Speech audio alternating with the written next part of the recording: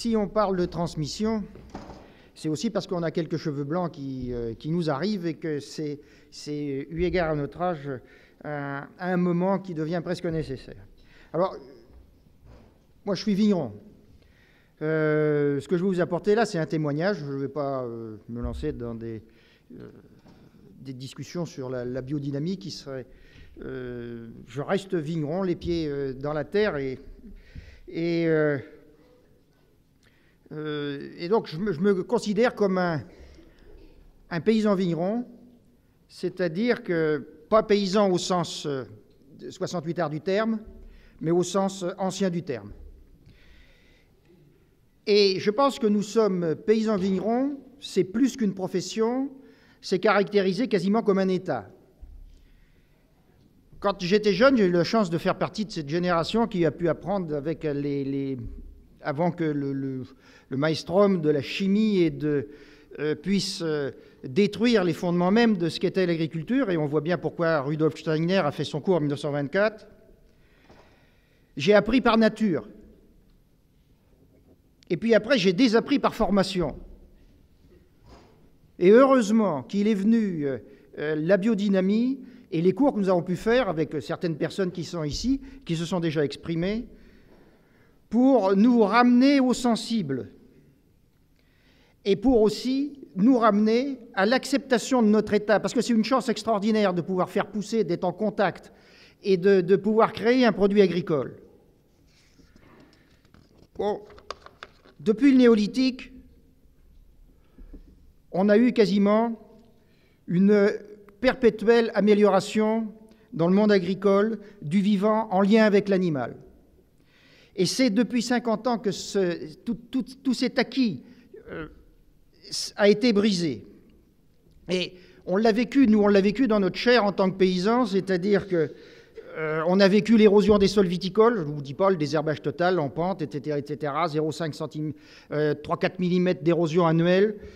On l'a vécu aussi dans l'évolution et des agressions du vignoble qui nous ont fait réagir. On est quand même un certain nombre ici présents à avoir fait le passage en bio et à la biodynamie, ça fait déjà un certain nombre d'années, mais c'est réellement par quelque chose qu'on a subi.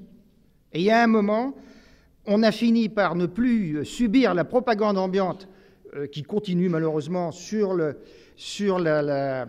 l'agriculture chimique et pouvoir sortir de cela. Alors, ça a été aussi pour nous un changement d'analyse. À partir du moment où on avait la philosophie réductionniste, et je me plais à dire qu'on fait plutôt des vins qui sont un peu oxydatifs. Et donc, on voit bien qu'on n'est pas fait pour rester dans ce type de philosophie. Il nous a fallu revenir vers quelque chose de plus holistique et quelque chose où on prenait l'ensemble du vivant.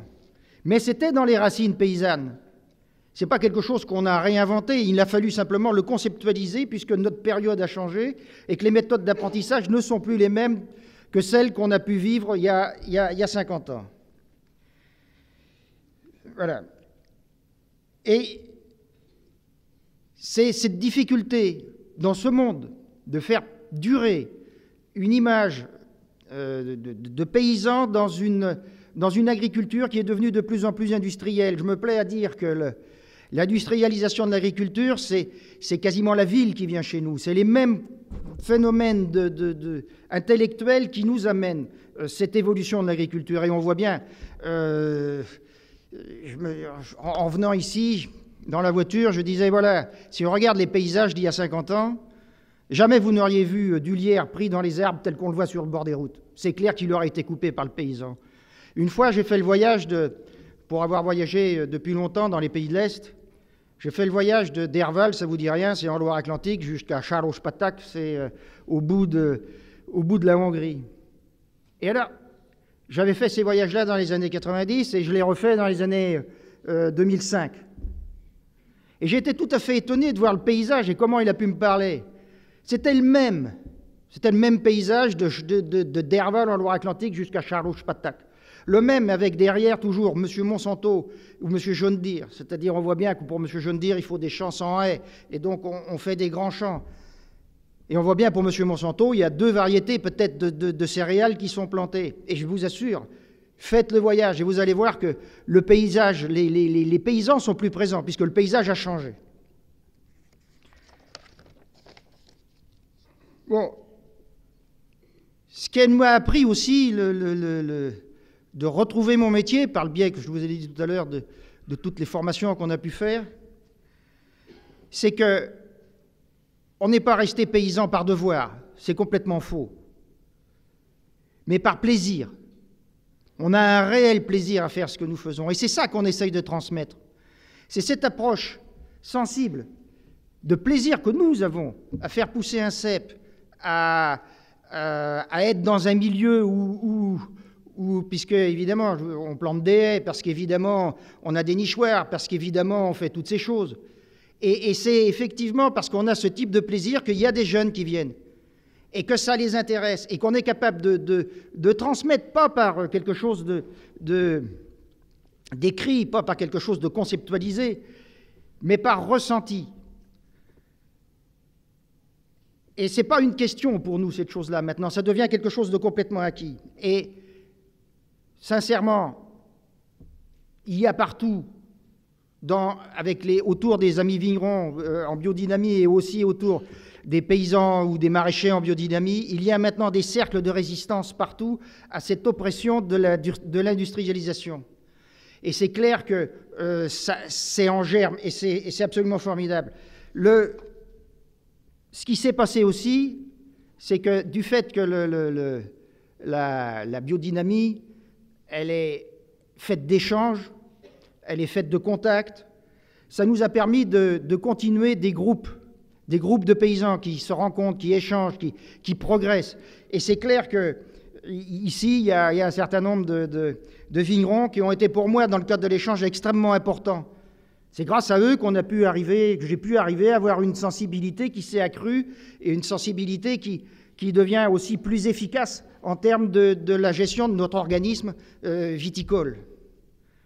Il y a aussi, je citais aussi l'organisation Déméter, parce que comme elle fait des contrôles, ça nous oblige à faire aussi toutes les choses et pas faire que d'en parler. Bon.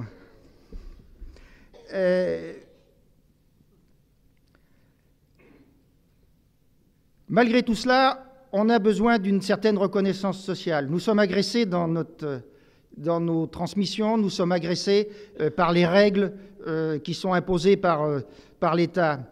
Et les gens qui vont à l'encontre de l'expression de la vie.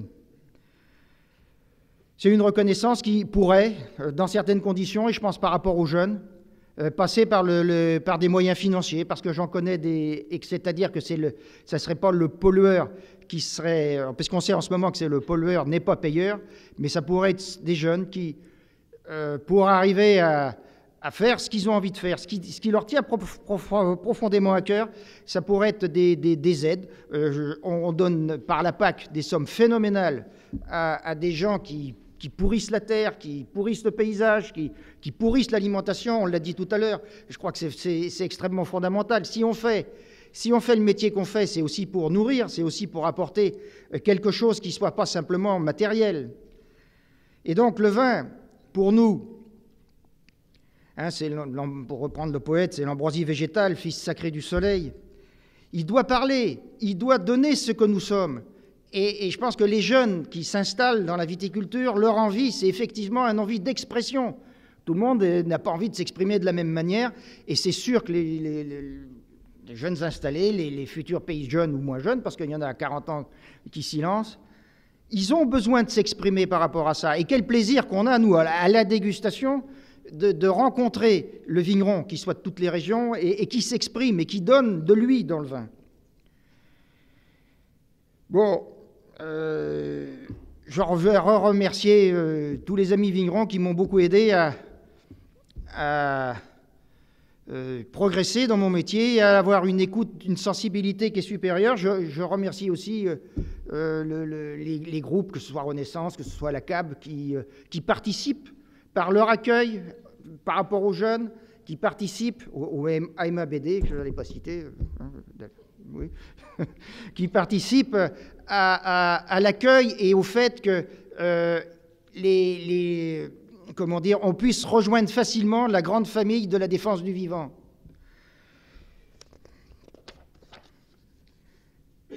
Voilà. Alors, on a créé, enfin, je ne sais pas, Nicolas, je cite notre association là, qui a été créée, Agriculture, Conscience et Conscience citoyenne.